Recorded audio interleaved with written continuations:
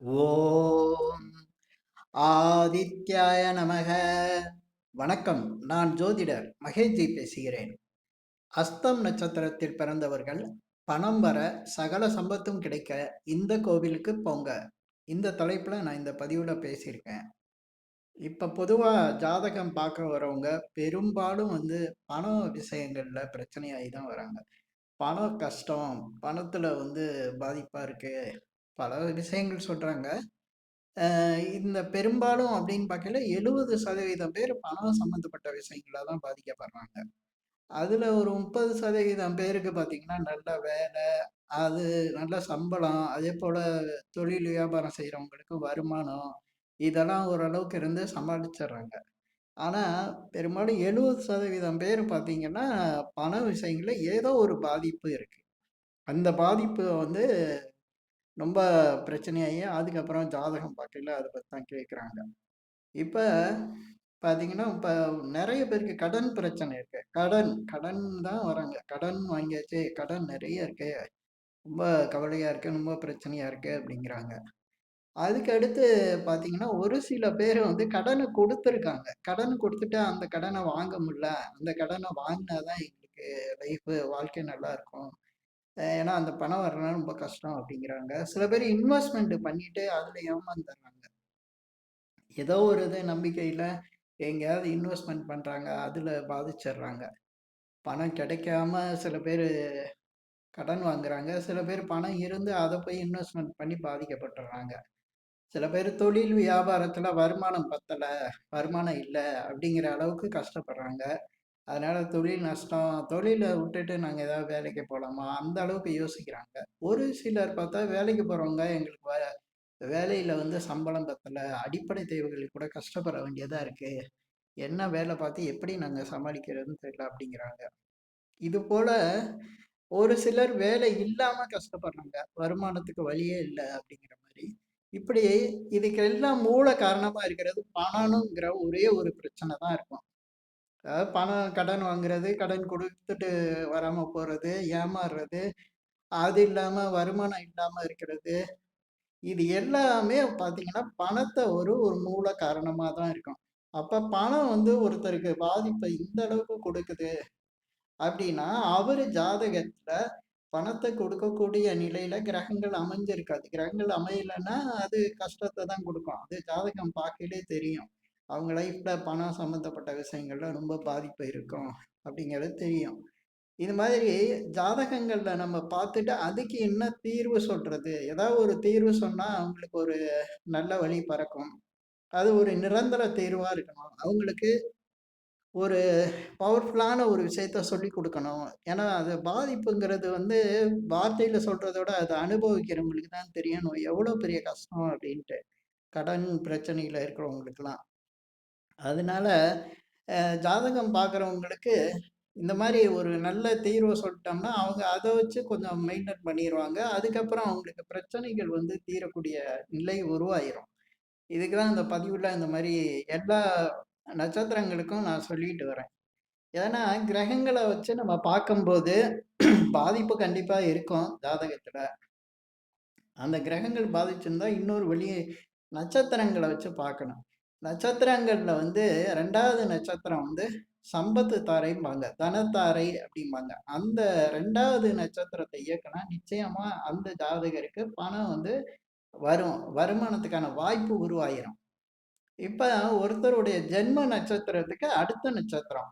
ஒரு ஒவ்வொரு ஜாதகரும் ஒரு நட்சத்திரத்துல பிறந்திருப்பாங்க. அதுதான் அவங்க ஜென்ம நட்சத்திரம். அந்த ஜென்ம நட்சத்திரத்துக்கு 2வது நட்சத்திரம் தான் தனதாரை, சம்பத்து தாரைன்னு பணத்த தரக்கூடிய நட்சத்திரமா இருக்கும்.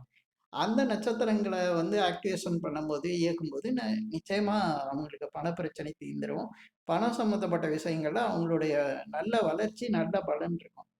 இப்ப இந்த மாரி நட்சத்திரங்கள இயக்குறதுக்கு பல வழிகள் இருக்கு. ஜாதகத்துல நெறைய ஜோதிடர் நெறைய விஷயங்கள் சொல்லிக் குடுக்குறாங்க. நெறைய அதுக்கான வழிகள் இருக்கு.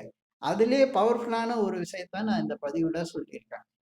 ஏன்னா, இந்த பண பிரச்சனைங்கிறது ஒரு காலகட்டத்தில அது சரியா இருக்கிறது. அதுக்கப்புறம் பாதிக்கிறது. அப்படி இல்லாம எப்பவுமே ஒரு ஜாதகருக்கு பண விஷயங்கள்ல நல்ல ஒரு பலன் குடுக்கணும்னா, அதுக்கு ஒரு நிரந்தரமான ஒரு நல்ல பவர்ஃபுல்லான விஷயத்த சொல்லிக் குடுக்கணுங்கிறதுக்காக தான், நான் ஒவ்வொரு நட்சத்திரத்துக்கும் பிறந்தவங்களுக்கும் பணம் சம்பந்தமான விஷயங்களுக்கு ஒரு நல்ல தீர்வு சொல்லிட்டு இருக்கேன். அப்படி பார்க்கும்போது, இந்த அஸ்த நட்சத்திரத்தில பிறந்தவங்களுக்கு பணம் சம்பந்தமான பிரச்சனைகள் தீரணும் அப்படின்னா, அவங்க வந்து கும்பகோணத்துக்கு பக்கத்துல திருவைக்காவூர்ன்னு ஒரு ஊர் இருக்கு. அங்க வில்வ வினேஸ்வரர் அப்படிங்கிற கோயில் இருக்கு. கும்பகோணம் பக்கத்துல திருவைக்காவூர், அந்த ஊர்ல வில்வ வினேஸ்வரர், வில்வவனேஸ்வரர், வில்வவனேஸ்வரர் கோயில் வந்து இருக்கு. அந்த கோயிலுக்கு போயி அந்த கோயிலுக்கு ஏன் போணும் அப்படின்னா, இப்ப நம்ம நட்சத்திரங்கள் வழியா பார்க்கும்போது ஒவ்வொரு நட்சத்திரத்துக்கும் ஒரு மரம் இருக்கும். மரம்ங்கிறது விருட்சம்னு சொல்லுவாங்க. கோயில்லலாம் தல விருட்சம்னு ஒண்ணு இருக்கும்.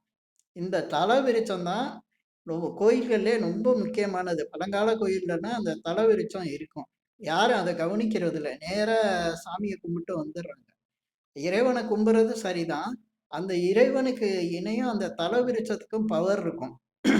பழைய பழங்காலத்து கோயில்லலாம் பார்த்தீங்கன்னா, தல விருட்சம்னு ஒண்ணு வச்சிருப்பாங்க.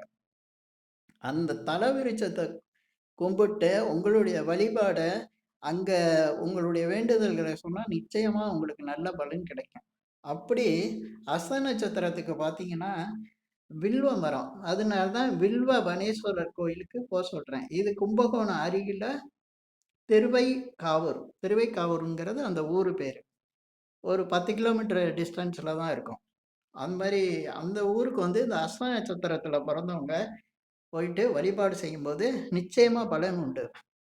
அந்த வில்வ மரம் தலவிருட்சமா இருக்கக்கூடிய ஆ வில்வ வனேஸ்வரர் கோயிலு, அந்த கோயில்ல வந்து நீங்க வழிபாடு செய்யறதும், அதேபோல அந்த வில்வ தலவிருட்சத்துக்கிட்ட நீங்க வந்து வழிபாடு செஞ்சு உங்க வேண்டுதலை சொல்லும்போதும் நிச்சயமா பலன் உண்டு. எப்படின்னா, பழைய காலத்துலலாம் வந்து அந்த நட்சத்திரங்களுக்கு தகுந்த மாரி ஒரு ஒரு கோயில் கட்டுறாங்கன்னா, அங்க முதல்ல வந்து தலவிருட்சத்த தான் வைப்பாங்க. அந்த தலவிருட்சத்துக்கு தகுந்த மாரி தான் அங்க இருக்க இறைவன் வந்து பலன குடுப்பார்.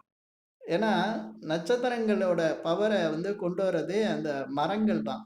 மரங்களுக்கு வந்து நேரடியா நட்சத்திரங்களோட சக்திய எடுத்துக்கிற தன்மை இருக்கும்.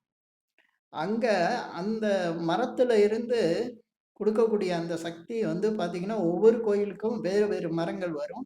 அ ஒ வேறு வேறு தல விருட்சம்னு சொல்லுவாங்க அதுக்கு. அதுல வந்து உங்க அஸ்த நட்சத்திரத்துக்கு பணம் கிடைக்குங்கிறதுக்கு, சகல விதமான சம்பத்துகளும் கிடைக்கிறதுக்கு வில்வ மரம் தான்.